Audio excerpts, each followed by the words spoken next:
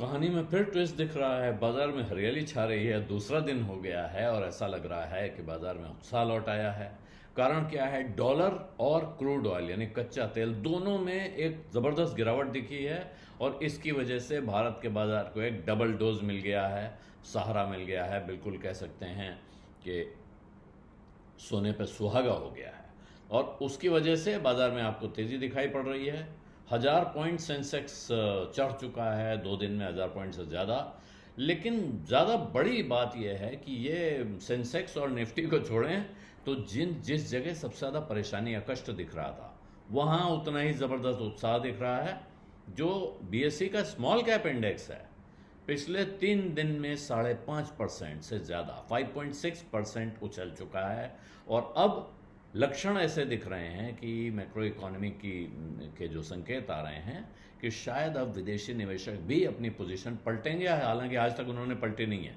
आज भी एफआईआई बिकवाली जारी रही है और आज भी वो नेट सेलर रहे हैं। लेकिन अब ऐसा लग रहा है कि ख़ास तौर पे क्योंकि डॉलर गिर रहा है, डॉलर में अच्छी खासी गिरावट आई है, कच्चे तेल में खासी गिरावट आई है। कच्चे तेल का जो दाम है अंतर्राष्ट्रीय बाजार में वो $70 बैरल के नीचे पहुंच गया है। तो ये काफ़ी बड़ी रिलीफ भारत के लिए 2 मोर्चों पे है। एक, भारत को बहुत सारा कच्चा तेल खरीदना होता है जो हमारा सबसे बड़ा इंपोर्ट है, और दूसरा डॉलर में उसका भुगतान करना होता है। तो एक कच्चा तेल बढ़ा, दूसरा डॉलर बढ़ा, ये दोनों मिला के दोहरी मार होती है। अब कच्चा तेल भी गिरा और डॉलर भी गिरा, यानी रुपए में जोड़ेंगे तो डबल फायदा हो रहा है देश को, और इसका असर चारों तरफ दिख रहा है। लेकिन ये जिसको ब्रॉडर मार्केट कहते हैं, यानी कि इंडेक्स से बाहर, 2 बड़े इंडेक्स से बाहर का बाजार, यानी छोटे और मझोले share, small and mid cap shares, वहाँ आपको ज़बरदस्त उछाल फिर से दिख रहा है। जो मैंने बताया 3 दिन में 5.6% का उछाल है। उधर यूएस डॉलर में सितंबर के बाद से जो ज़बरदस्त तेज़ी आई थी, जब से भारत में गिरावट चल रही थी, वो तेज़ी भी काफ़ी हद तक डॉलर ने गंवा दी है। इसके सामने बिल्कुल साफ सी बात है, डॉलर कमज़ोर मतलब रुपया मजबूत। तो यहाँ ये एक खुशखबरी है। दूसरी खुशखबरी है कि ब्रेंट क्रूड, जो कच्चे तेल का बेंचमार्क प्राइस होता है, ब्रेंट क्रूड का भाव, वो 6.5% की गिरावट पिछले 4 दिन में दिखा चुका है।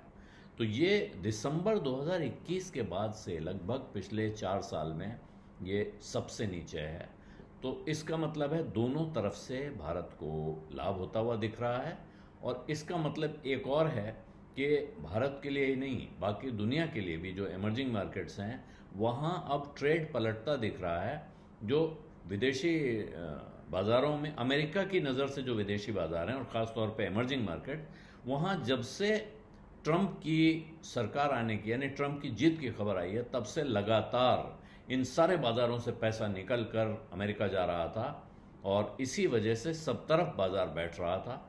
और अब पिछले 2-3 हफ्तों में ये पोजीशन फिर घूमती दिख रही है। और अब जो ट्रंप साहब ने फिर एक तरह का एक यू टर्न लिया है या बैक गियर लगाया है उन्होंने अपने टैरिफ के फैसलों पर, कि अब ये वहाँ से लागू होंगे। हो सकता है, अब ऐसी बातें होने लगी हैं कि शायद वो इस पर फिर कुछ नेगोशिएट करने के लिए, कुछ मोलभाव करने के लिए राज़ी हो जाएं।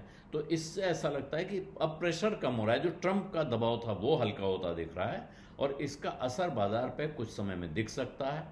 दूसरी बड़ी बात, अमेरिका में नई तरह की चिंताएं, परेशानियां पैदा हो रही हैं, और वो जो पिछले कुछ समय में लग रहा था कि अब अमेरिका में ब्याज दर कटेगा ही नहीं, यानी ब्याज दर में और कटौती नहीं होगी, वहाँ ऐसा लग रहा है कि अब वहाँ कम से कम मतलब 0.75% यानी 0.25% की कटौती तक हो सकती है वहाँ की ब्याज दरों में। और ये संभावना अभी, अगर पिछले 3 हफ्ते पहले पूछा जाता वहाँ के विद्वानों के जो पोल होते हैं उसमें, तो ये 6% उम्मीद थी कि 0.75% तक की कटौती हो सकती है। लेकिन आज की तारीख में ये 32% पे पहुँच गया है। तो एक ज़बरदस्त उछाल है इस उम्मीद में कि अब रेट कट होगा, और उसकी वजह से वहाँ बॉन्ड की कीमतें, बॉन्ड की यील्ड गिरनी शुरू हो गई है तेज़ी से, भारी गिरावट है उसमें। और इसका नतीजा फिर सीधा होता है कि वो डॉलर पे जिन्होंने बेट लगा रखी थी, उन्होंने अपनी पोजीशंस काट ली हैं, भारी उन्होंने डॉलर के सौदों में पोजीशन काटी हैं। उनको वहाँ फिक्स मार्केट में रिटर्न दिख नहीं रहा है।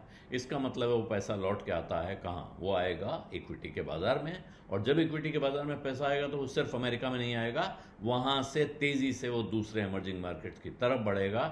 तो संभव है, इस तरह के जानकारों का कहना है कि इसका मतलब है कि अब भारत के बाज़ार के लिए एक ज़बरदस्त ग्रोथ का फेज़ शुरू हो सकता है, और ख़ास तौर पे अगर यहाँ जीडीपी ग्रोथ की उम्मीद बढ़ती दिख रही है, अर्निंग्स की ग्रोथ कंपनियों की दिख रही है, और अगर भारत की अर्थव्यवस्था जैसा पिछले कई सालों में कहा गया है कि फंडामेंटल्स मजबूत हैं, बैकबोन मजबूत है, वो थोड़े से भी उसके संकेत दिखते हैं, तो फिर एक नया सिलसिला शुरू हो सकता है तेज़ी का, ये बाज़ार में लोगों का मानना है।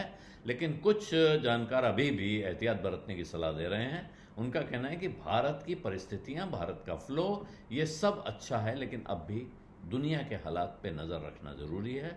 आप बाकी दुनिया की परेशानियों को, टेंशन्स को नज़रअंदाज करके नहीं चल सकते हैं। इसलिए ये अच्छा मौका हो सकता है ये निवेश शुरू करने के लिए, या आगे लंबे दौर का पैसा लगाने के लिए, लेकिन अभी सावधानी का दामन बिल्कुल छोड़ देना ये समझदारी नहीं होगी। बिज़ अड्डा में आज इतना ही। अब इजाज़त दीजिए। धन्यवाद। नमस्कार।